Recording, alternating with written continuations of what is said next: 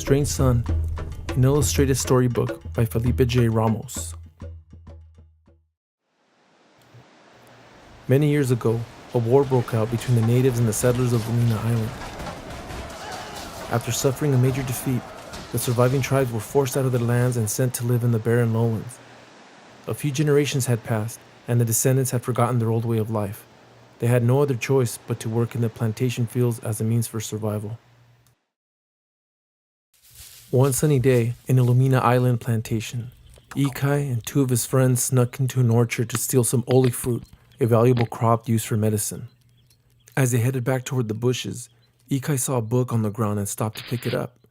Suddenly, he noticed two guards charging at him.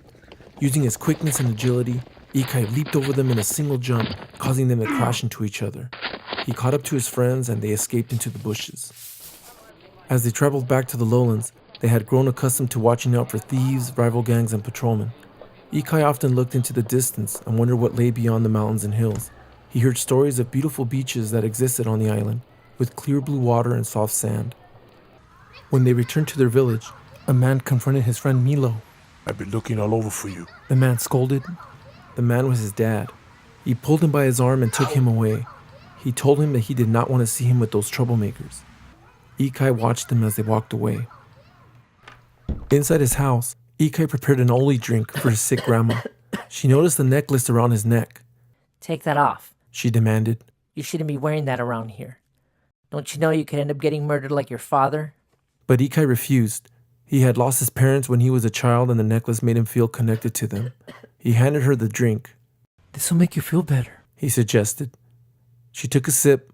Moments later, she fell asleep. He sat down and opened the book he found in the orchard. He was intrigued by the writing. That evening in the village courtyard, the Sohi gang gathered around a bonfire. Some danced and flipped and chanted. Ekai gave them the sack of olives he had stolen. They were impressed. As they planned for the upcoming fair, they decided Ekai should lead the way. He was honored to take up the task because he wanted to be the leader someday. But not everyone was pleased with the decision, especially Garcos, the younger brother of the current leader. The following evening, the Sohis arrived at the fair. They saw many people from all over the island. Some noticed them and turned away in disgust. Others walked around them in fear. Outside a tent, Ekai noticed a beautiful girl in a ceremonial dress. A group of girls with similar dresses joined her and they entered the tent. Ekai curiously followed them.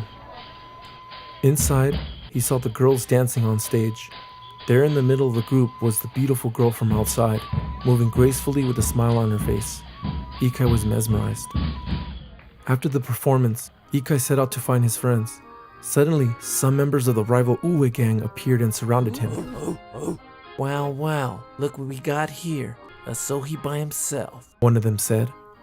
In the near distance, Garco saw Ekai in trouble, but decided not to help him. The Uwes charged at Ekai, but he quickly leaped over them and ran away as fast as he could.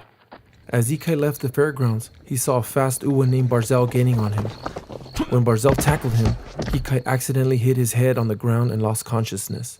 Suddenly, a mysterious man appeared and struck Barzel with a large tree branch, knocking him unconscious. He dragged them both into a wagon. The next morning, Ekai found himself captive and didn't recognize where he was. The man driving the wagon was Renfer, a retired guard. He took them across the border and into a forest where he met with two men named Rocar and Braulio, two elite soldiers known as the Shifters. Ekai overheard them and realized he was being sold to them as a slave. When Rocar saw Ekai's necklace, he froze. "Where do you come from?" He interrogated him. Ekai didn't answer. Suddenly, Barzel stormed out of the wagon, pushing Ekai out of his way as he attempted to escape. Rocar reached into his pouch and took out a solid ball made from a dense material. He aimed and shot at Barzel, knocking him to the ground. He then took out another ball and shot at Ekai, but Ekai dodged it. As Ekai tried to get away, he accidentally slid to the edge of a cliff and tumbled down a steep slope. Rocar glanced over the cliff to look for him, but he was nowhere in sight. "Just let him go. He's not worth the trouble," Renfer said. "Besides, he won't make it out of there alive." "No," Rocar objected. "I want to find him. Send word to the others." Ekai survived the fall, but he was lost. As he wandered through the forest, he heard strange sounds.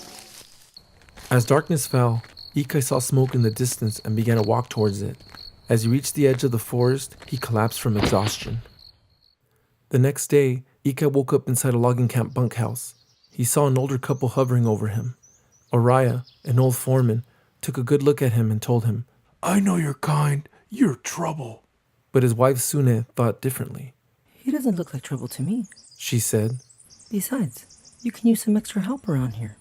Araya agreed to let him stay. That night, while he rested, Ekai had a strange dream where he led an army into battle. He also had a dream of a young woman at a beach, but he couldn't see her face. The following day, Ekai agreed to help and join the workers in the forest. He saw men climbing up trees and hacking at them with axes, others peeling bark out of the fallen ones. Back at the logging camp, Rocar and Braulio appeared and approached Araya. There's a fugitive roaming around these parts. Have you seen anyone? They asked him. Araya knew it was Ekai they were after, but he didn't trust them. I haven't seen anyone, He replied. Inside the house, Sune overheard the men. She firmly held a bow and arrow, afraid. Rocar looked around the camp. Have you reconsidered my offer? He asked Araya.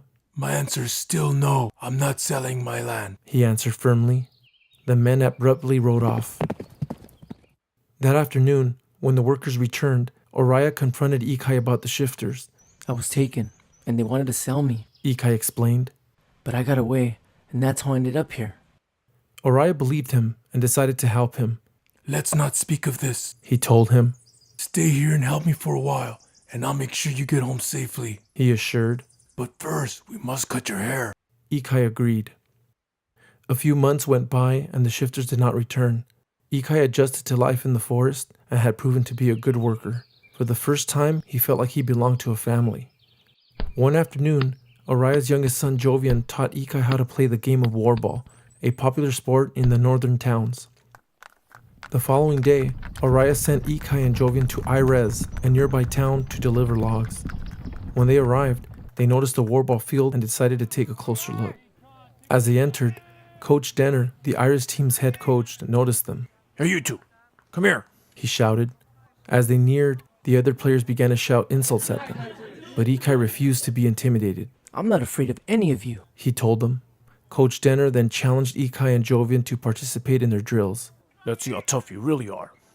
After struggling and taking some hits from the players, Ekai showed amazing skill when he flipped over two of the best players to score. I can't believe we just scored on them. Jovian cheered. They left the field in a hurry. Coach Denner was impressed. Later that afternoon, Coach Denner showed up to the logging camp to offer Ekai and Jovian a spot on the team, which included an education at the academy. Araya urged Ekai to accept because the shifters had come looking for him. You would be safer joining the team, He told him.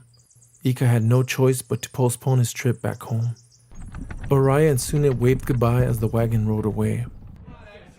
When Ekai and Jovian arrived at the team dorm, the Irish players ignored them. They were bitter about what had happened on the field that day. The following day, when Ekai arrived at the academy, he noticed a girl under a tree. It was the girl from the fair. He approached her. Hi, what are you reading? He asked. She looked up at him for a moment, then went back to her book. The Legend of Lumina. She answered. Have you heard of it? No. He replied. She began to pack up her things. As she walked away, she boasted. Well, you don't know what you're missing.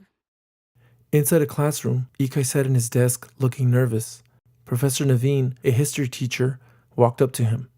If you think I'm gonna take it easy on you just because you're a warball player, think again. She told him.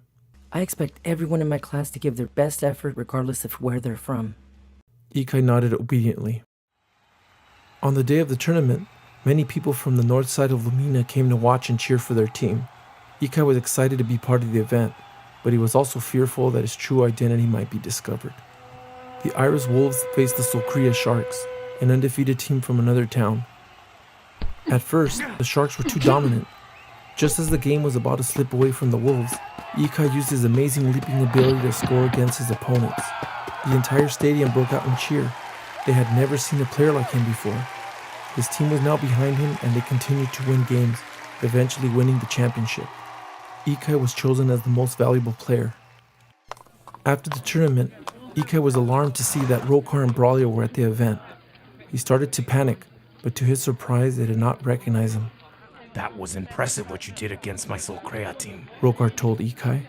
I look forward to watching your future games.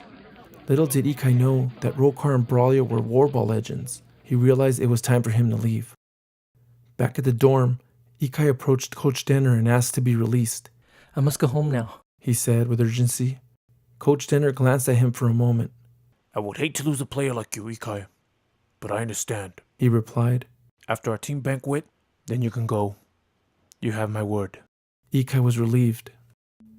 Back at school, Ekai was counting down the days he had left.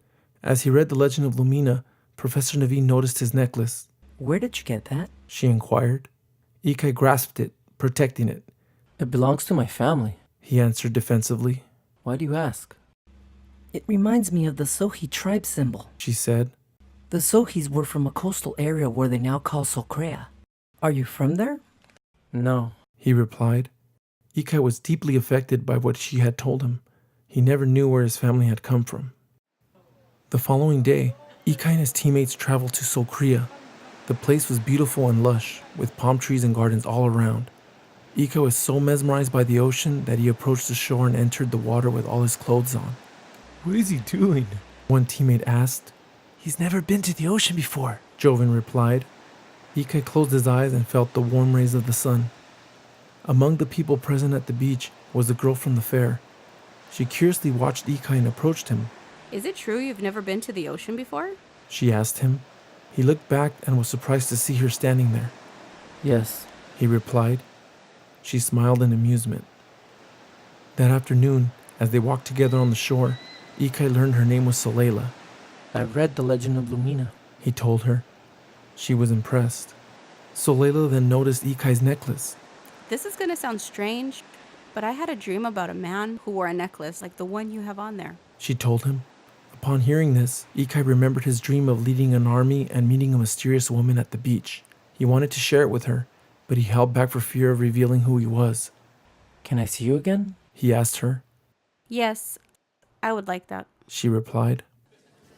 The following day, at the team banquet, Ekai stood before the most powerful men on the island.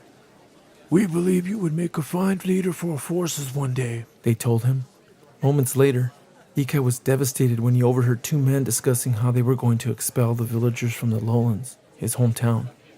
Rocar, who sat nearby, noticed Ekai's necklace and realized it was him, the one he was after. He quietly plotted on how he was going to capture him after the banquet. Later that afternoon, Ekai met with Solayla under the Lumina tree. They expressed how they felt about one another and embraced. Ekai had a sad look on his face. What's wrong? She asked. I must leave before tomorrow. He confessed. Where? Why? She asked with concern. There are some things I need to tell you. He said. Suddenly, shifters appeared out of nowhere and tackled him to the ground. They tied him up and covered his mouth. Solayla was terrified. Why are you doing this to him? She asked. Rocar, in a heartless tone, answered. I'm afraid he's a wanted fugitive from the lowlands. Solayla was in disbelief. She couldn't understand how someone like Ekai could be a fugitive. Rocar and his men rode off with their captive. Solayla found Ekai's necklace on the ground and kept it. As the shifters escorted Ekai into the forest, Rocar instructed Braulio not to let Ekai out of his sight. He then rode off to meet with some mercenaries. I don't know why people praise you so much. Braulio told Ekai. I was a much better warball player than you. In fact, I could still take you right now. Ekai, desperate to escape, realized he had an opportunity. He challenged Braulio to a one-on-one match, but Braulio was reluctant to accept because of his orders. Are you afraid to find out that I'm the greatest ever? Ekai taunted him. Enraged, Braulio accepted the challenge. Using a tree cone for a ball, Ekai charged at Braulio. Braulio clobbered him and slammed him to the ground. As Ekai laid motionless, the other shifters went to congratulate Braulio. So who's the greatest now? Braulio motioned to Ekai, but Ekai had vanished. When Rocar returned, he learned that Ekai had escaped. Why did you let him get away? Rocar screamed. He learned that Ekai had challenged Braulio to a one-on-one warball match. Rocar then punished Braulio by getting rid of him. Rocar immediately rode off to catch Ekai. With the little strength he had left, Ekai stumbled into the logging camp. Oriya sensed he was in peril and questioned him. What happened? Are you in trouble? The shifters found me, but I escaped, Ekai explained. Suddenly, a solid ball came out of nowhere and hit Araya, knocking him to the ground, mortally wounding him. Another ball hit Ekai, and he fell to the ground. Rocar approached him and turned to Araya. That is what you get for trying to protect them. He scolded. Why are you doing this to me? Ekai pleaded. What did I ever do to you? Rocar paused for a moment. I'm a Sohi, just like you and your father. He revealed to him. You knew my father? Ekai asked in disbelief. Yes. Rocar replied. We were once friends, but he was weak because he cared too much about others. So I had no choice but to get rid of him. Upon hearing those words, Ekai became angry and lunged at Rocar, tackling him to the ground. But after a brief struggle, Ekai proved to be no match for him. I'm going to take over this island, and no one is going to stop me. Rocar boasted. He then raised his weapon to finish him off. Suddenly, an arrow struck Rocar. He dropped the ball and fell to the ground. Nearby, Sune stood with the bow in her hand. Moments later, Araya took his last breath. Sune and Ekai mourned his loss. After learning of Rocar's illegal operation, the island leaders disbanded the shifters. Before leaving, Ekai handed Sune a letter. Make sure Solayla gets this, he told her. Sune agreed. He rode off. Several days later, in the town of Sokria, Solayla received a letter. After reading it, she learned all about Ekai and who he really was.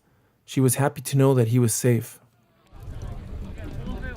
On the evening of the island's new year, Ekai returned to his village. His friends, astonished to see him, asked, Where you been? Where have you been? Ekai shared his adventure on the other side of the island, but he warned them. They are coming soon to drive us out of our land. All the villages must come together and be ready.